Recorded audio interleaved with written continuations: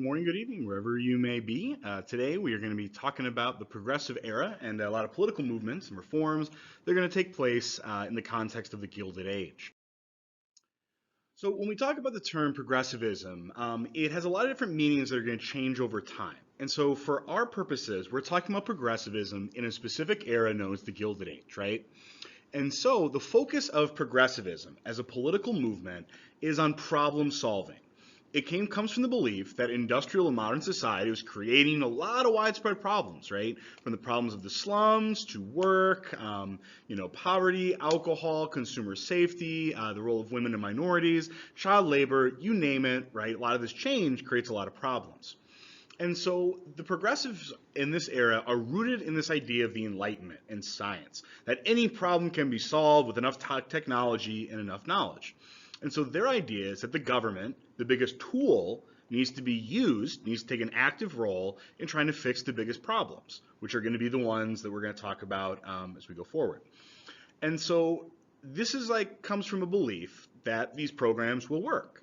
But on the other hand, the more the government is involved, the more it's going to cost for that government, so taxes will have to go up, and there's more rules there are, the less free people are. So that's the controversy about any government program. But let's look at this era and see what the details are. So in this era, reform is very, very necessary. And there's a large reaction against everything that's going on in the Gilded Age, right? The monkey parties and the problems of labor. And so eventually, all these issues that we study with the muckrakers, laissez-faire is rejected, social Darwinism is kind of rejected, in a feeling that things had gone too far. That the businesses, without enough rules, had taken things too far, and that society itself was in dire need of some help.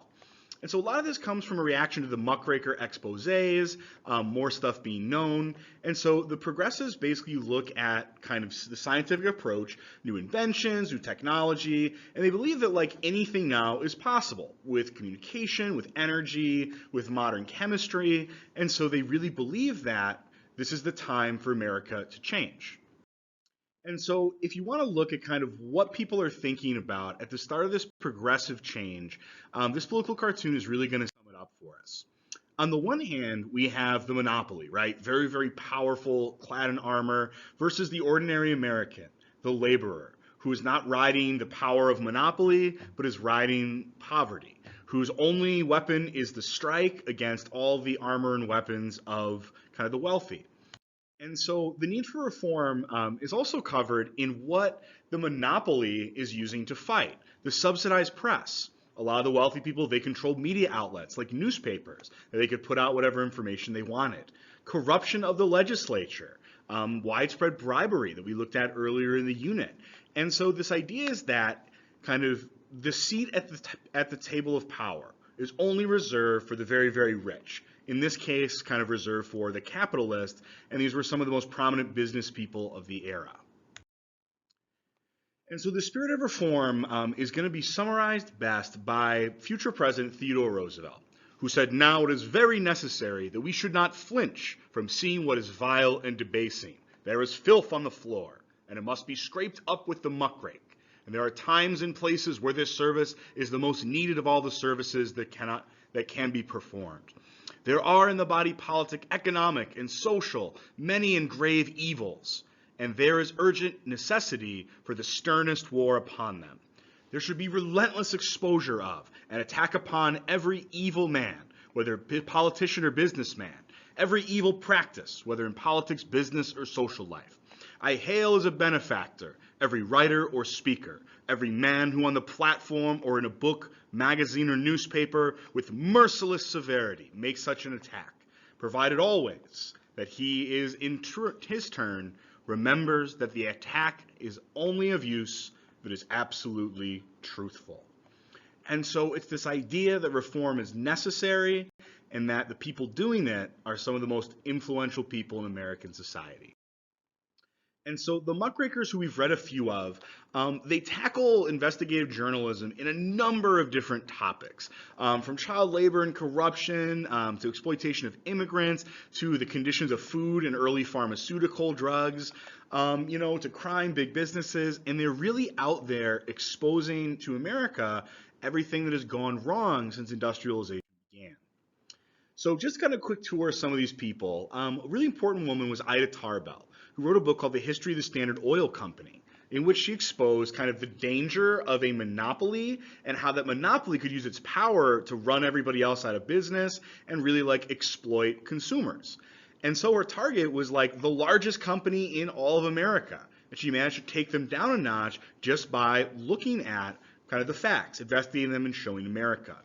And the impact of her work is that monopolies were was that Standard Oil eventually was broken up. They used the Sherman Antitrust Act because there was outrage after Ida Tarbell exposed what was really going on.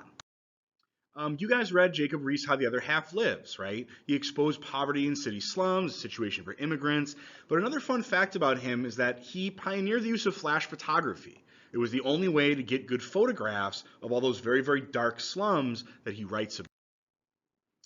We also looked at Lewis Hine and John Spargo, kind of people who exposed child labor, going undercover with hidden cameras to exploit what was happening in factories, canneries, coal mines, and their impact is huge. Child labor was greatly reduced by the 1900s, and it was outlawed completely in 1938. We also read Upton Sinclair's The Jungle, which exposed meatpacking, right, and the immigrant labor conditions in the back of the yards in Chicago. A direct result of The Jungle was the Meat Inspection Act. And later on, Upton Sinclair went to tackle other issues, including the exploitation of natural resources and local communities by big businesses in his work, Oil. Now, you guys might know his work, Oil, better as the movie There Will Be Blood, that basically exposed kind of this oil man who goes into a small town, takes over the land, and kind of exploits it. And so a lot of issues are being exposed to American society by these people. And so the progressives themselves, it's hard to nail them down because they're a very kind of loose alliance, different groups, different goals, who kind of come together to push this agenda of reform. They include the very large women's suffrage movement, which has grown by this point to be a very large national movement. You have the temperance movement, people trying to ban alcohol through prohibition. You have people against child labor, against monopoly. You have anti-poverty crusaders like the YMCA and the Salvation Army. And you have a ton of people who are just trying to get health and safety rules put into place. Unions for workers, pharmaceuticals, people were selling medicine that was not tested, meat inspection. And then there was even a group called the Poison Squad that exposed like all the harmful chemicals that people were putting into food. And so it's this loose group that kind of all agrees that reform in some way, shape, or form is needed. And so one of these groups that kind of grows to be very, very large is the women's suffrage movement. We looked at like the Seneca Falls Convention a little bit earlier in the year. And so kind of after that, most of the battles for women's rights were state by state. State marriage laws, state voting rights. And by 1869, Wyoming is actually the first state to give women full voting rights. And the western states are going to grant women's suffrage way before the eastern states. Kind of an interesting thing to think about. In 1872, a very famous case, Susan B. Anthony registered to vote illegally, showed up and voted, and she was arrested. And she sued at the Supreme Court that her 14th and 15th Amendment rights were violated. 15th Amendment was put in place to prevent those laws that stopped African Americans from voting, but the Supreme Court ruled it didn't apply to women.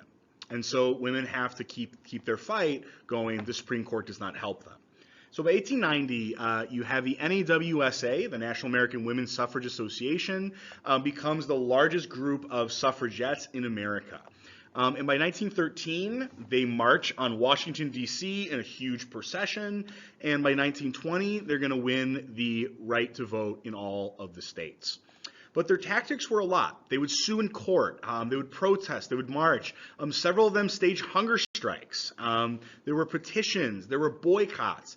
And so the focus kind of eventually shifts, rather than fighting state to state, to a national amendment passed by the federal government. If you're really interested in this topic, it's a really, really cool one. Check out the documentary on PBS called The Vote. I believe it's still free. Check it out on their website, PBS, The Vote. Look it up. Pretty cool. And so these women, they were fighting kind of for years, organizing. And so it is going to take till 1920, but they are going to successfully put this issue of the women's right to vote in the center of American life. And so a lot of changes are going on in American society, including kind of a slow progress for women in American politics. So, kind of shifting focus a little bit to the progressives that are actually going to be elected to office, we start with President William McKinley, affectionately known as Big Bill, was a two-termer elected in 1896 and 1901. He's most famous for the Spanish-American War, which we'll cover at a later time, so just hang on to that. And he also was president during a big economic boom, and so he took that opportunity to begin to push reforms. And so some reforms kind of go forward under McKinley, though it's going to take a while for those to really go into effect.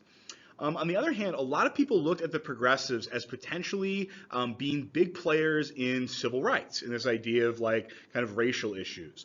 But they're really going to have a mixed issue. Mixed history on the issue. On the one hand, Bill McKinley did actually open up the Army to black and immigrant soldiers. A lot of them become officers. If you remember the 54th Massachusetts, they weren't allowed to. And that leads to Spanish-American War again, the creation of the Buffalo Soldiers. There were some limited reforms, but the big kind of legacy of McKinley is that when asked to intervene in incidents of racial violence, he kind of chose not to. And so again, this is a very difficult time of a lot of changes, and so the government is responding in some ways, but they're also ignoring other issues at the same time. But Big Bill McKinley, shortly after being reelected, is going to be assassinated in 1901. His assassin is a man by the name of Leon Czolgosz. Czolgosz is how you pronounce that. And he was an American anarchist. And anarchists are big believers that every government is oppressive, and so every government must be destroyed and taken down. And so he plotted to kill Big Bill McKinley at Buffalo, New York at the Pan American Exposition. Now, he's not the only anarchist assassin. There are others out there that had killed other world leaders in this era. And so while Bill McKinley was shaking hands in the Temple of Music in Buffalo at kind of this big, exposition, museum, not museum, but like, that was almost like a little bit of carnival type of a thing. Leon Czolgosz walks up to him with a gun wrapped in a napkin, shoots the president of the United States, and as the president bleeds out, he tells everyone, "Go easy on him, boys," as a mob started to grab Czolgosz and attempt to beat him to death. However, they were stopped and he stood trial, and he was one of the first people executed by electric chair by the federal government. So that's 3 presidents who have been assassinated in less than 40 years in this story. So again, time of violence and upheaval. And so the Secret Service is finally, in 1901, officially tasked with protecting the life of the president. Took a while, but finally the Secret Service is going to take on its role that it has today. So if you're interested in the anarchist movement or kind of how this era of history kind of spread violence across America, again, great PBS documentary, free to watch, The Bombing of Wall Street. Check it out. So for the progressives, McKinley's assassination was devastating, but who they got as president was Theodore Roosevelt.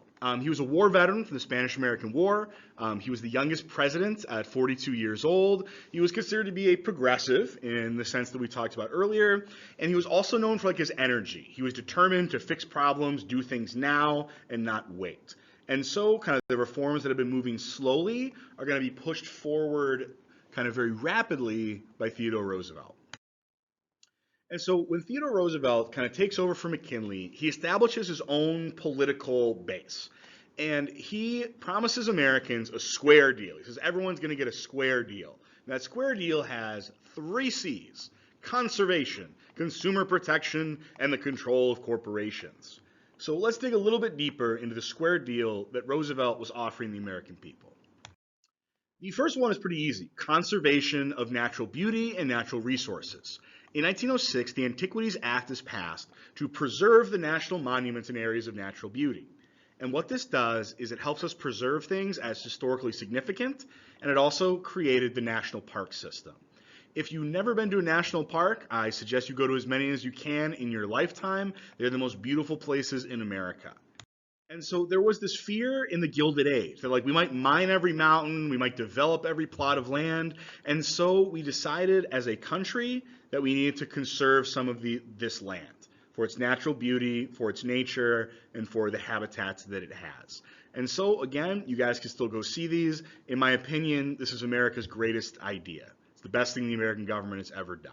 So check them out as you can. So beyond conservation is consumer protection, and that means protecting you, the consumer. And so there's two really big laws that deal with this that we're going to want to know about. First one's pretty easy, Meat Inspection Act of 1906. This is after the jungle and all that stuff, and so the United States Department of Agriculture, the USDA, began food standards, so they would actually make rules as to what the food has to kind of, how it's prepared and various things like that. And then also inspections. And so the federal government today inspects all meat sold across state lines. So if you see that USDA stamp of approval, you can rest assured that somebody took a look at it and made sure that it wasn't made like the meat in the jungle. The other really important deal here is going to be 1906's Pure Food and Drug Act. If you ever looked at the back of your bag of chips with the nutrition ingredients, or if you've ever seen a drug commercial that has like side effects may include, like it lists 50 things, that's the Pure Food and Drug Act. It makes it illegal to falsely label food or drugs in America. You must tell the consumer exactly what they're consuming. And it also makes it illegal to make claims about the effects of a drug or pharmaceutical. And so what this is aimed at are products that we call snake oil products that were essentially kind of fake pharmaceuticals that they would say like, oh, step right up, take this here, like snake oil, like drink this, and like you will become like taller, like rub it on your head and you will grow hair, right? And so if you look at that advertisement, right, it claims to basically be good for everything, which basically means, right, that it's just a bunch of bologna sausage, BS. And so today, you are not allowed to falsely advertise your product. And if you want to sell a pharmaceutical, you have to go through testing by the FDA. And so you, the consumer, a lot more protected than that consumer during the Gilded Age. So the last one has to do with the companies that were kind of getting out of control, the powerful monopolies, the corruption, the bribery, all of that. And so control of corporations basically is the government trying to bring, I suppose, bring balance to these really powerful companies that could pretty much kind of do whatever they wanted. And so there's three big things that were involved with control of corporations. The first is trust busting, using the Sherman Antitrust Act to break up monopolies. So this was used. It was used on Standard Oil, a couple other companies, to basically keep competition and protect the public interest. If you can only buy your oil from one person, then the consumer is not going to be benefited. If you can only buy steel from one person, consumer is not going to be benefited. If you can only buy a car from one competitor, then the consumer is not served. And so we still today, our government still breaks up large and powerful monopolies, and they start doing it in this era. The second big piece of control of corporations is the Bureau of Corporations in 1903. Today we call this the FTC, or the Federal Trade Commission. But basically the Bureau of Corporations investigates businesses for illegal or suspicious business practices. If you guys remember like the Jay Gould watered stock trick, those are the sorts of tricks that the FTC, or I guess the Bureau of Corporations at the time, they are tasked with investigating. And so you can actually go work for the FTC and be an investigator investigating crimes that are committed by businesses. Then the last piece of this is labor arbitration. So what arbitration is when two sides of a negotiation, they agree to let a third party basically decide on a settlement and force a settlement that would be considered fair. This would be like if you and your friend were fighting and you asked me to settle it because I don't have any interest in who wins in your guys' argument, right? And so for Roosevelt, to avoid labor violence, right, the strikes, the violence, the riots, that the U.S. government could maybe step in and mediate these disputes between the unions and the industry bosses in a way that could resolve these issues without violence. And this is huge because for the first time, the federal government is looking at unions as equal to the businesses. And that's a big, big change in attitude that's brought about by the progressives. Progressives are pro-union. So after Roosevelt, a lot of these policies, they continue, they deepen. The next two presidents, Taft and Wilson, they continue a lot of these reforms in kind of some meaningful ways as well. And so this is going to go on up through the First World War. So here's the legacy of the progressives in a nutshell. The progressives expand the power and the role of the government more than any other group before them. Consumer protection, business regulations, these are rules that had never existed before, and now we live under a lot of these rules. They also are the group that created the income tax. If you hate paying taxes to the federal government, you can blame the progressives. A lot of these programs are expensive, they need money, and so the income tax was created. It also changes public perception towards the government. Americans used to expect the government not to really do much but wage wars. Now, Americans start to expect the government to be very deeply involved in addressing a lot of these issues, right? And I would argue that today we very much look to the government as a problem solver for the issues of society. And then finally, they bring about a lot of meaningful reforms. They end child labor. They're responsible for a lot of the health and safety codes and consumer protections. They're the first environmentalists. We got women's suffrage in there, the national parks. Really, really important reforms to U.S. society. But on the other hand, they don't fix everything and they ignore some things altogether. Political corruption, still very, very widespread. The political machines in Chicago, New York, Boston, they just continue. They keep on going. You can throw New Orleans in there. In 1921, the Teapot Dome scandal is the largest scandal in American history as far as briberies, things go. And this was, powerful monopolies, oil people, paying the government for exclusive rights to drill oil, all sorts of corruption. So that hasn't really gone away. Again, a few reforms doesn't solve everything. This is also the era in which segregation becomes codified in American law. Terms like colored and Negro begin to enter American, laws. Same thing with the term Spanish to refer to any sort of Latino ethnicity. New European immigrants also find themselves segregated in some ways. Jews especially, some Catholic groups, especially the newer immigrants like the Italians. And so this is not necessarily a time in which everyone is necessarily prospering, right? Still a lot of issues being sorted out in the United States. This is also where Jim Crow laws come back. The black codes were gotten rid of. Jim Crow laws kind of do that. And they're tolerated. Segregation is pretty much tolerated. In 1915, the Ku Klux Klan is reborn after it gets killed by the government during Reconstruction. And a lynching campaign across Texas and California sweeps through the Mexican-American community, bringing death, violence. And so this is a time where Americans are struggling with a lot of issues, similar to the way that any era that we look at. But ultimately, if we look at the Gilded Age, we can summarize it in this way. Major changes in American society had both positive and negative consequences. The city, the development of modern industrial economics, mass immigration, all had massive impacts on this nation. Secondly, the negative consequences, the poverty, the working conditions, everything, they lead to a reaction that things had gone too far and need to be addressed. And that becomes the progressive movement. And then finally, the progressives themselves are the first kind of major political movement to use the government to try to solve the problems of the era. And in doing so, they would forever change the relationship of the government to business and individual citizens. And so the Gilded Age, for us, is one of the most consequential times to look at because we experience some of the most change.